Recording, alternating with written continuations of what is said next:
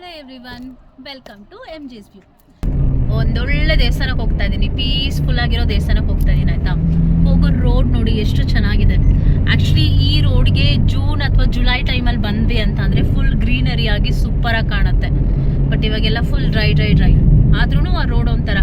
But ಇನ್ನು evening, ನಾನೀಗ ಮಧ್ಯಾಹ್ನದಲ್ಲಿ ಹೋಗ್ತಿದ್ದೀನಿ. ಬಟ್ ಈವ್ನಿಂಗ್ ಟೈಮಲ್ಲಿ ಬಂದರೆ ಇನ್ನೂ ಸ್ವಲ್ಪ ಚೆನ್ನಾಗಿರುತ್ತೆ ಅನ್ಸುತ್ತೆ ನೋಡೋಕ್ಕೆ. ಬಟ್ ಬೆಸ್ಟ್ ಟೈಮ್ ಬಂದ್ಬಿಟ್ಟು ಜೂನ್ ಜುಲೈಯಲ್ಲಿ ಬರೋದು. ಬಿಸಿಲು, ತುಂಬ ಬಿಸಿಲು. ಬಟ್ ಆದರೂ ನಾನು ಒಳ್ಳೆ ಪ್ಲೇಸಿಗೆ ಹೋಗ್ತಿದ್ದೀನಿ, ನನ್ನ favourite place. Stay tune. Actually Rocky Bhai ಬಂದುಬಿಟ್ಟು ಕೋಲಾರನ ಅಷ್ಟು ಮಾಡರ್ನ್ ಸಿಟಿ ಹಾಗೆ ಮಾಡಿದರು ಅಂತ ಮೂವಿನಲ್ಲಿ ಮಾತ್ರ ಅಂತ ಅಂದ್ಕೊಂಡೆ. ಆ್ಯಕ್ಚುಲಿ ರಿಯಲ್ ಲೈಫಲ್ಲೂ ಹಾಗೆ ಮಾಡಿದ್ದಾರೆ ಅನಿಸುತ್ತೆ. ಈ ಹೋಟೆಲ್ ನೋಡ್ತಿದ್ದೀರಲ್ಲ, ವರ್ಸ್ಟ್ ಅಂದರೆ ವರ್ಸ್ಟ್ ಎಕ್ಸ್ಪೀರಿಯನ್ಸ್ ಆಯ್ತಾಯ್ತಾ.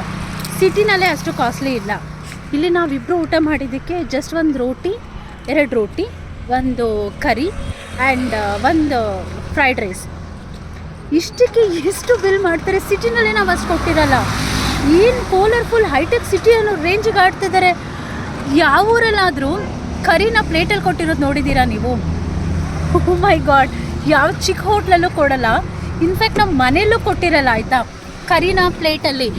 ಆಮೇಲೆ ಲೈಕ್ ನಾವು ಅವರು ಆ್ಯಕ್ಚುಲಿ ಕರಿ ತೊಗೊಬಂದರು. ನಾನು ನೋಡ್ಬಿಟ್ಟು ಏನಂದೆ, ಸರ್ ನಾವೇನೋ ಡ್ರೈ ಐಟಮ್ಸ್ ಏನೋ ಆರ್ಡ್ರ್ ಮಾಡಿಲ್ಲ ಅಂತ. ಅಲ್ಲಿ ಲಿಟರಲಿ ಈ ಸ್ಟೆಲ್ಲಿಂಗ್ ಅದು ಮೇಡಮ್ ಇದು ಕರಿ ಅಂತ. ಯಾವ ಊರಲ್ಲಾದರೂ ಕರಿನ ಪ್ಲೇಟಲ್ಲಿ ತಿಂದಿದ್ದೀರಾಗನೇ ನೀವು? ಕರಿನ, oh my god. And too costly actually. ಮನೇಲಿ ಮಾಡ್ದಂಗಿದೆ. ಟೊಮೆಟೊ ಗೊಜ್ಜಿಗೆ ಸ್ವಲ್ಪ ವೆಜಿಟೇಬಲ್ಸ್ ಎಲ್ಲ ಹಾಕಿ ಕೊಟ್ಟಂಗಿದೆ. ರೋಟಿ ಅಂತೂ ಫುಲ್ ಡ್ರೈ. ಫ್ರೈಡ್ ರೈಸು ನಾವು ಮನೇಲೆಲ್ಲ ಅಡುಗೆ ಮಾಡಿ ಸ್ವಲ್ಪ ಉಳಿದಿದ್ರೆ ಅದು ಎತ್ಕೊಂಡೋಗಿ ಫ್ರಿಜ್ಜಲ್ಲಿ ಇಡ್ತೀವಲ್ವಾ, ಆ ಕ್ವಾಂಟಿಟಿನಲ್ಲಿ ಫ್ರೈಡ್ ರೈಸ್ ಕೊಡ್ತಿದ್ರೆ 1 ಪ್ಲೇಟು, ಅದು ಇಬ್ಬರಿಗೆ. Kolar, oh my god, I never expected.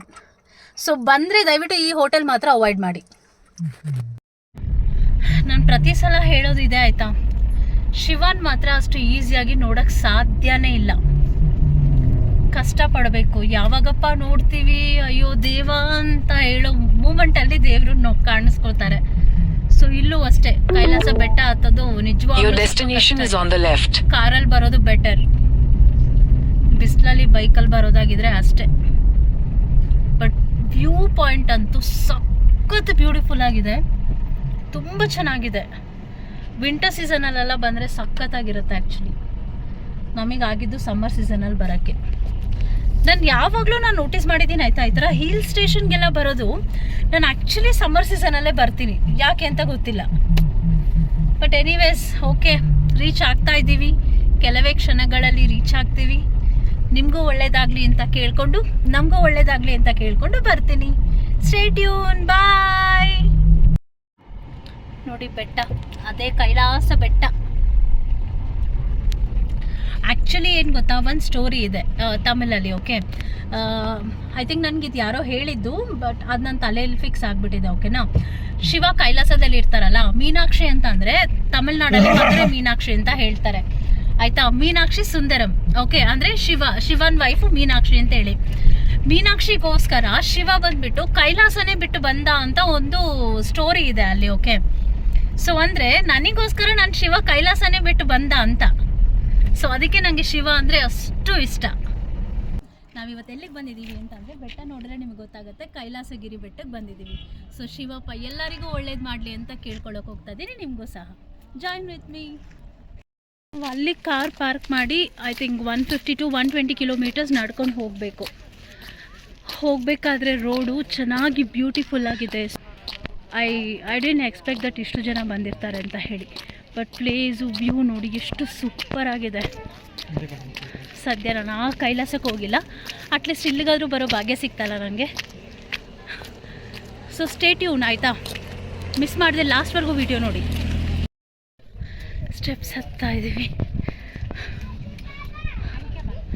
Views ನೋಡ್ರಿ ಎಷ್ಟು ಚೆಂದ ಇದೆ ಅಲ್ಲ.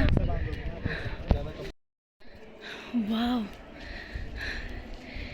ಏನ್ರಿ ಶಿವ ಆಯ್ಕೆ ಮಾಡೋ ಪ್ಲೇಸ್ ಎಲ್ಲ ಎಷ್ಟು ಬ್ಯೂಟಿಫುಲ್ ಆಗಿರುತ್ತಲ್ಲ.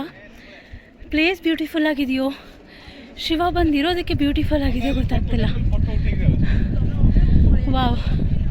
ಬಟ್ ನಾನು ಇದೆಲ್ಲ ಬಿಲೀವ್ ಮಾಡಲ್ಲ, ಬಟ್ ಆದರೂ ಸ್ಟಿಲ್ ಜನ ಇದೆಲ್ಲ ಕಟ್ಟಿದರೆ ಮನೆ ಕಟ್ಬೋದು ಅಂತ ನಂಬ್ತಿದ್ದಾರೆ ಅನಿಸುತ್ತೆ. 2 3 ಎಸ್, ಕೈಲಾಸಗಿರಿ ಬೆಟ್ಟ ಬಂದ್ವಿ. ಒಳಗಡೆ ಎಂಟರ್ ಆಗ್ತಿದ್ದೀನಿ. Let's go. ವಾವ್,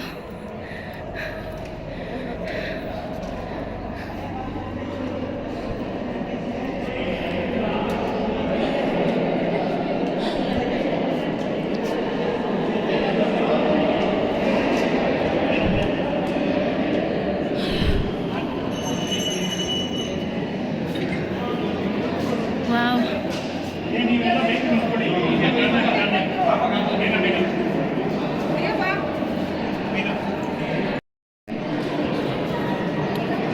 ನೋಡ್ರಿ, ಒಂದು ಮನುಷ್ಯ ರೆಡಿ ಮಾಡಿರೋದಿದು ಆಯ್ತಾ, ಹೇಗಿದೆ.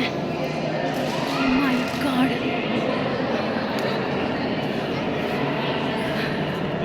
Wait wait.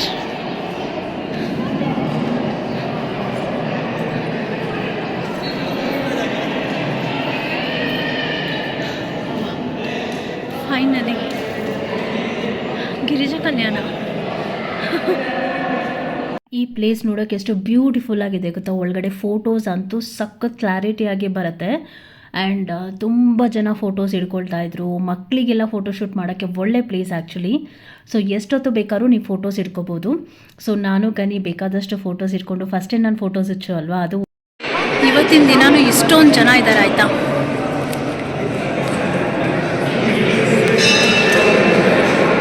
ನೈಸ್ ಅಲ್ಲ, ಸಖತ್ತಾಗಿ ಮಾಡಿದ್ದಾರೆ.